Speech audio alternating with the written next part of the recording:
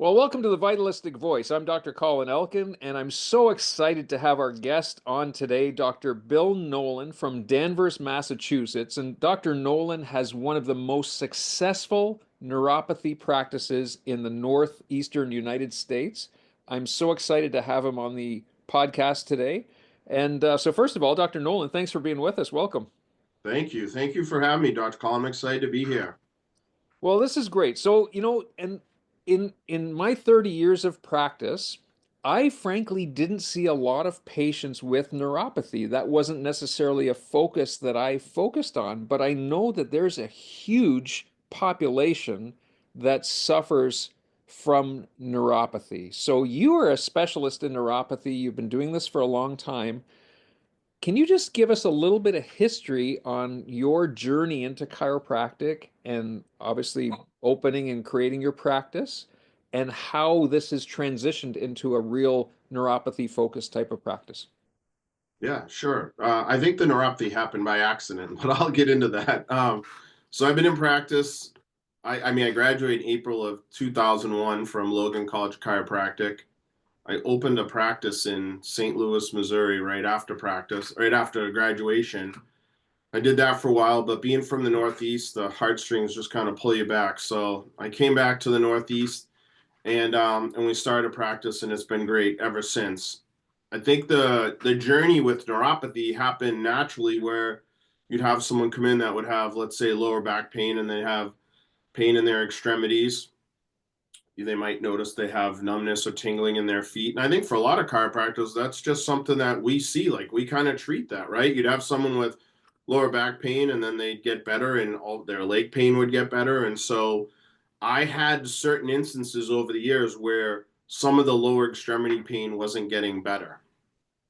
And so I started to look at other options. Like, what could I do? What are some things that might be able to help them? And it just started me down this journey of looking into it, finding out what neuropathy was. I had no idea at the time. And then looking into it and finding out that, neuropathy is damage or dysfunction of the peripheral nerves. Well, that's exactly what we treat in chiropractic, right from the root cause of that. And so it felt like a natural progression for that to happen. But as far as the different treatments and stuff, that's just evolved over the years, and we've had great success with it. And I will say that I've noticed a huge increase since COVID. And I can't really explain why, but we started to see a huge increase in neuropathy since then. So that's kind of really put us on the map after that.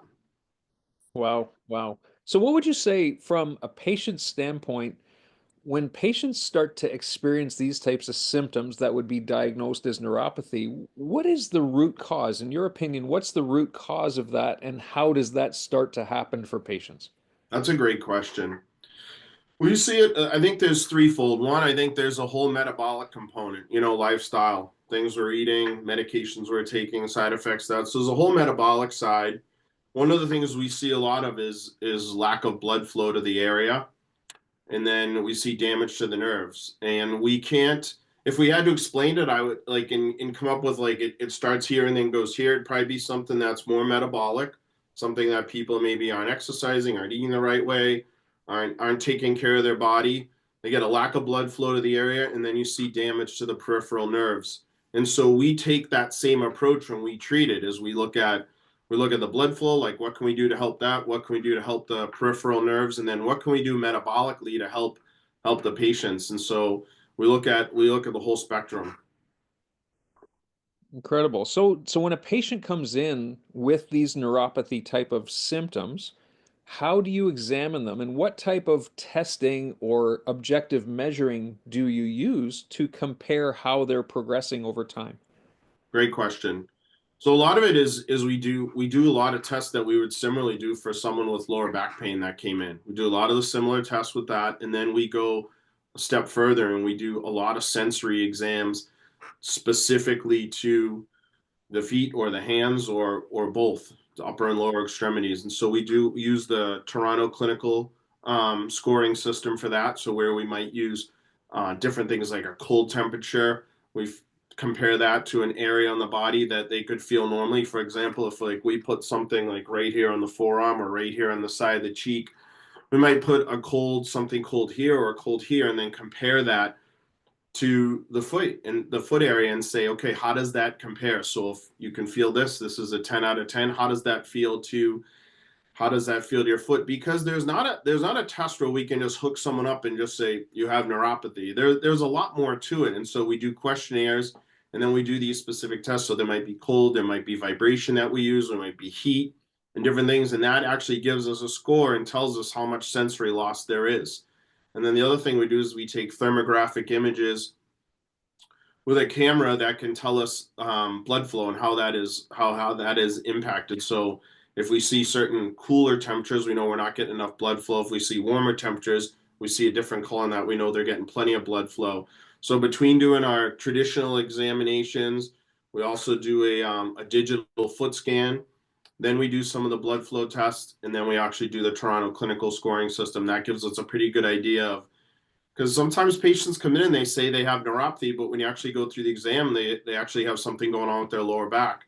And then you have some that has a combo, and then you have some that has no lower back issues, but they have severe neuropathy. And so we have to go through that process to kind of help them that because a lot of times people will see something on TV or read something on the internet and go, oh, I have neuropathy, call the office. And by the time they come in, we're like, actually, you don't have neuropathy. So we have to go through this whole series of tests to make sure that the patient does in fact have neuropathy.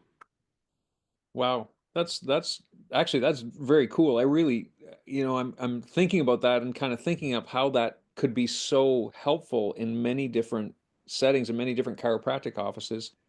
And so let me ask you, is there a predisposition? Now I know neuropathy is very common with diabetics or people with diabetes. Are there other conditions or other types of maybe environmental triggers that cause neuropathy?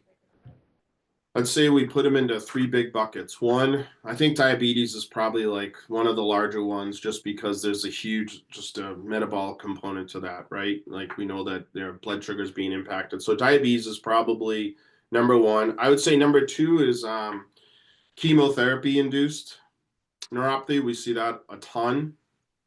And then there's as we call it like the third bucket that it's hard to explain exactly what it is. They have a little bit of probably environmental, a little bit of metabolic, a little bit of this, and they kind of fall into that bucket. And so that's really what we see. And I would say that it goes in that order of diabetes one, chemotherapy induced, and then the third bucket of we're not really sure, but we think this is it. Like we had someone come in just the other day who doesn't have diabetes, has never had chemo, but their parents had neuropathy. And when you go through their lifestyle, you're like, you know what? They're probably close to being pre diabetic, but they're not. And then having some of the hereditary, maybe factors from their parents probably puts them into that third bucket. And so we just have to go through that with each person. So definitely do a good half hour probably of just going through history and talking to them and seeing how it's impacting their life before we even do an exam.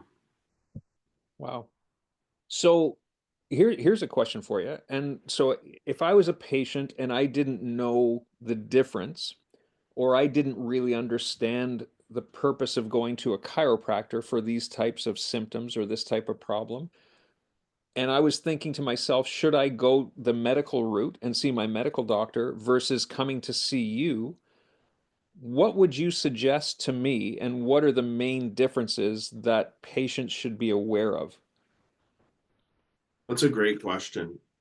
One of the biggest things we'll see is that in the medical field, and this is probably just in general and not to generalize, is that they really treat more of the symptoms than they do the cause. And I think just being a chiropractor, regardless of what we've ever treated and is that we look for the cause. We don't just treat symptoms. And a really simple example would be, let's say that somebody had carpal tunnel, right? Like the first place that you go when you go to the ortho is they're looking, right at the wrist, they're looking at the hand.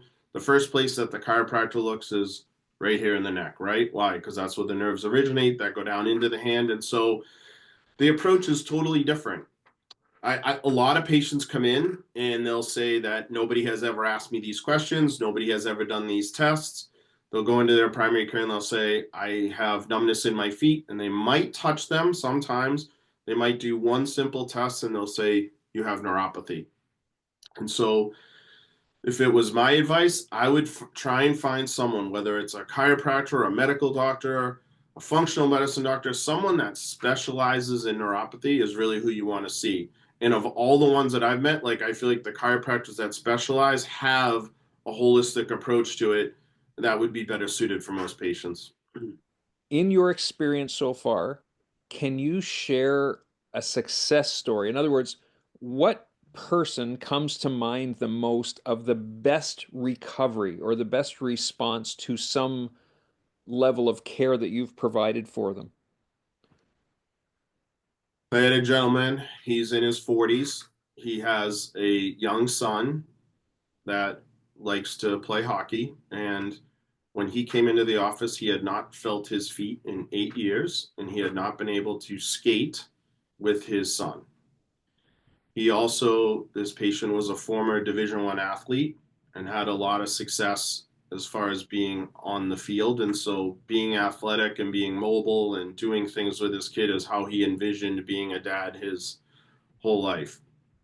Fast forward now that the kid is young and he has not been able to do that with him. And so when he came in again, he hadn't felt, I don't think he had felt his feet in 8 years. He couldn't walk barefoot on the ground. He had not been in skates to try and skate with his son. We believe his was alcohol induced. So there's been some research on that, and I'm not very familiar with it, but he was one of the first cases that was strictly diagnosed from his doctor as being alcohol induced neuropathy. And so he started on the program, and within 90 days, he had full feeling back in his feet. It was it was awesome. So now fast forward, it's been, it's been about a year probably. He's now skating with his kid. He can wear any type of shoes on his feet. He can walk barefoot. It's been awesome. He's one of the ones that comes to mind. He was very motivated. He wanted to fix this, and he had a great why to his story, and it was fantastic. That's life changing. Yeah, Can you tell us then, can you expand on that and say, so somebody like that gentleman that comes in to see you, what type of modalities do you use, or what is included in your plan of management or treatment plan, if you will, to care for that person? great question. We do things. One, we see patients do a lot of things at home, and we do a lot of things in office. I do have some patients that I don't see in the office. Like we've had some patients that have a relative in Florida, so to speak, and they wanted to get care. So we just said to them, look, we've never how it started was we never really saw someone outside of the office. And so they did everything at home. And so when we really look at our treatment plan, we try to do things at home and then things in office, and they look different. So in office, we have things such as cold laser. We use zirconia cold laser. We do vibration plates. Those are really, and then we have a like a nerve type rebuilding device that we hook the patient's feet or hands up to, and they do that for about a half hour. So they're in the office for anywhere from 30 to 50 minutes in office. Depending on their severity, they're either in the office once or twice a week for the first 12 weeks, and then we do our first reevaluation. We reevaluate every 90 days. Then we give them things to do at home. And I would say that if I probably 80% of the success comes from what they do at home. They have to make lifestyle changes. That's one. Now we're not talking about throwing everything out and that you're eating at home and change it, but you have to make changes. Like there has to be some changes to the metabolic system. You have to take care of the body differently. And so we'll give recommendations on nutrition. The other thing we'll do is we'll give supplementations to take at home. And then we usually use two different devices that they can use at home. One to help improve blood flow, infrared device, and then another one to help rebuild the nerves. Both these devices have been used by decades. They're used in the medical field. One of them is actually used by the American Cancer Society. They recommend it. So for patients that have chemo-induced neuropathy. And so all these devices are things that have been researched. They're used in the medical field, and we get fantastic results with it. And what would you say, what is the most common type of medication that a lot of patients that have neuropathy have been on? And what are some of the side effects from those common medications that you've seen? So the typical one we basically see is gabapentin, Lyrica, and Zymbalta. I'd say those are the three. Gabapentin is probably the one that everybody, hears the most about. One of the things that I would say is a lot of patients will talk about, I can sleep better when I take the medication, or it helps to alleviate some of the pain. But it also shuts off like the brain and how it feels that those symptoms, and so it shuts off those receptors so that the body doesn't really realize that it's getting worse. And I think that's one of the main side effects, is that the medications work, so to speak, that you're feeling better and you might be sleeping better, but you're damaging the nerves and they're getting worse over time. So you'll have someone that has come in, and like we see this a lot, where, hey, I've been on this medication for 4 or 5 years, and we do the test and they don't realize how bad the test is. They're like, wow, this is way worse than I thought. I don't necessarily feel this all the time. And when you start to unpack that, like we had a gentleman who he can't really move his feet very well. He can't drive because he can't feel the pedals, but he doesn't feel a ton of pain. But when you really look at it, like, it's impacting his life in a lot of ways. Like, he's not living his life. He just might not be in a lot of pain. So I think that's the biggest thing we see, is that sometimes they come in and they go, the pain's not that bad. A lot of people, unfortunately, are driven by pain.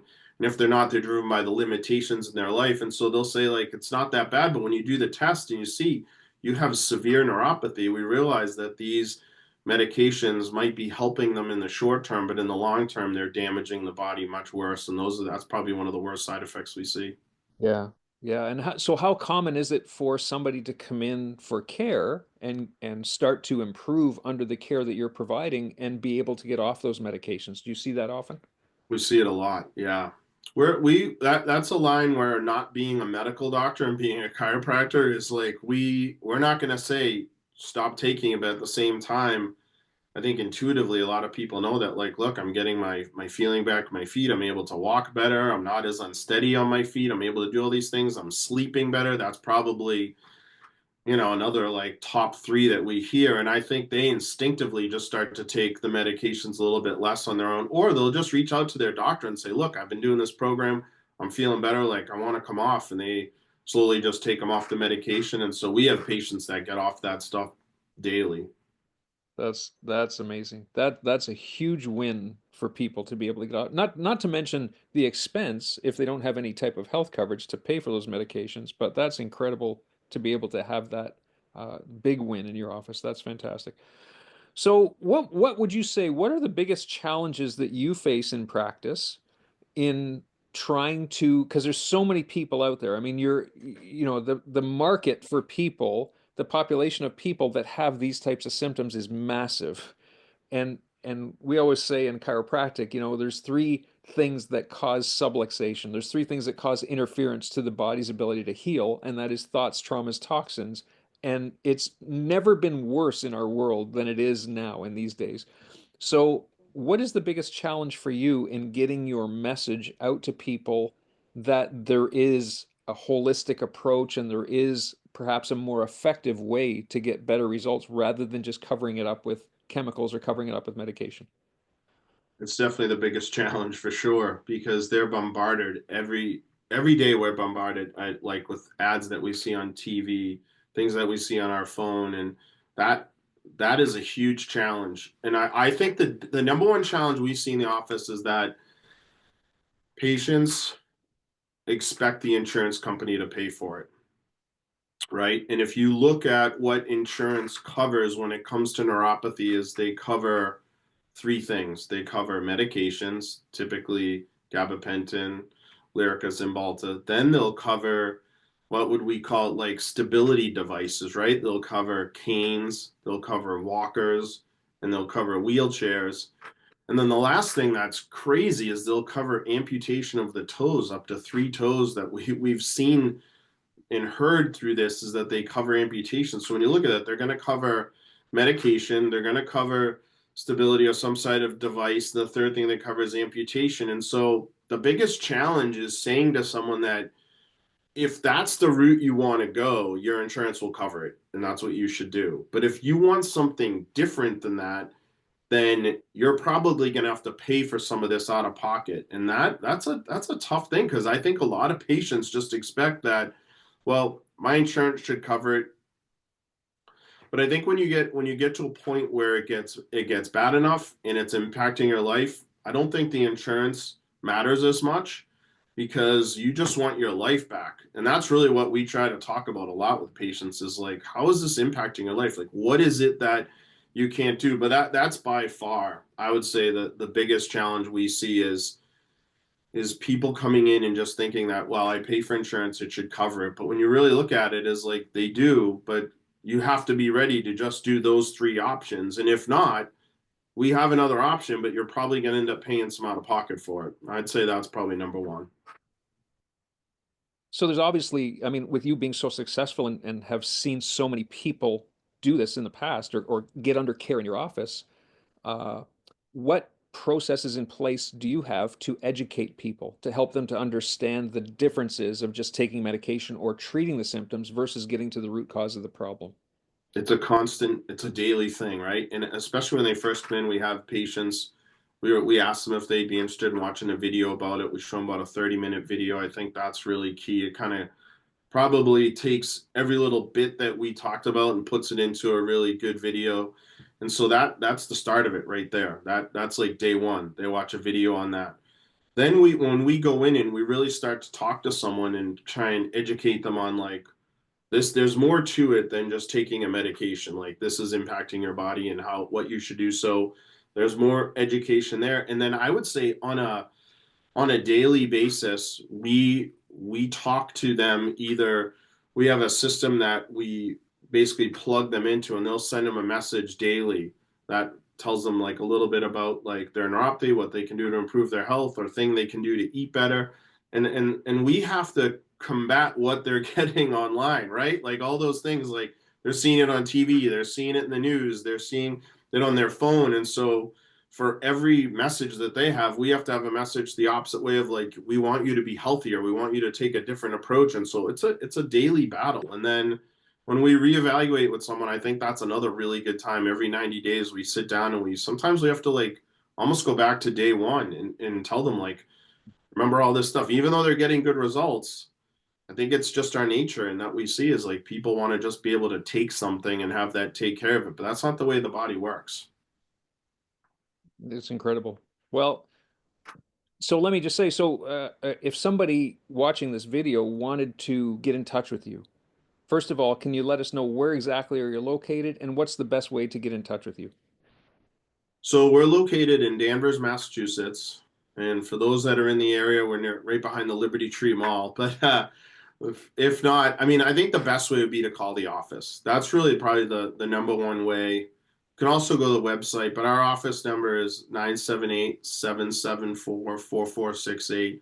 Or you go to our website, cherryhealthgroup.com, and you can fill out something online and send it to us. But I like people. I'm a little old school. I want you to call the office. I want you to talk to someone. I mean, filling some out online is great, but there's a lot of questions that people have. They're hesitant, like, one, you're a chiropractor. So that sometimes some people love that, right? They just know they've been to chiropractors their whole life. Like we see a lot of patients that have chiropractors that they see for chiropractic care, but then come here for neuropathy. So I think that's like a big question we get a lot is like, hey, how did this happen? And once we go through that, I think talking to someone in the office, asking questions like, what's the process like? So for me, I think if you want to reach out, like call the office, talk to someone here.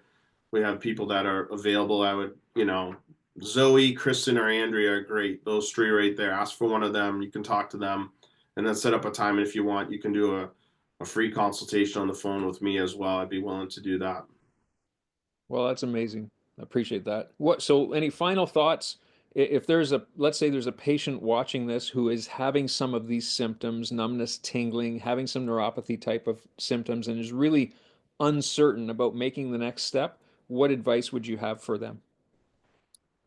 So we had a patient that when they came in, they were, we did the test, they had severe neuropathy and they wanted just to wait. Even after going through the exam, going through this is the treatment plan, they wanted to wait. And we find out that a year later, they actually had three of their toes amputated.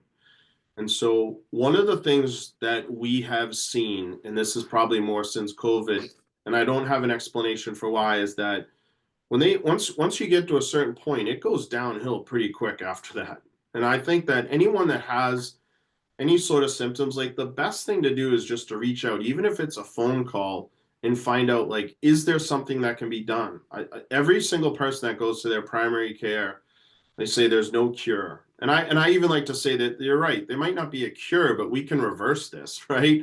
And if you stop doing the things that we tell you to do, will it start to come back? Yes. But if you do the things we tell you to do and you follow that, it will go away and it won't come back. And so I think for people that are like listening to this, they're like, you know what? I think it's call, right? Give it a chance. Like, don't let it go any longer. Like, we were shocked to hear about that patient that came in, had severe neuropathy. Next thing we know, a year later, they had their toes amputated. I mean, I think that guy right there is probably wishing, like, I wish I had just done something about it. And I think too many of us are willing to put something off. But with this is not something you want to put off. You want to get out there and get some information and move forward.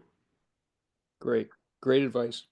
Well, Dr. Bill Nolan, first of all, I give you tons of credit. You're such a great communicator, number one. Obviously, that's why you've built such a fantastic, successful practice. And number two, you're just such a personable guy. So, congratulations to you for all the hard work you've put in and obviously the success that you've had. So I want to say thank you very much for doing this today. This has been really enlightening, not just for me, but I'm sure for many people that are going to be watching this. Well, thank you for having me. This was a pleasure. It's great. Keep doing what you're doing. Awesome. Thanks, Dr. Bill. Thank you.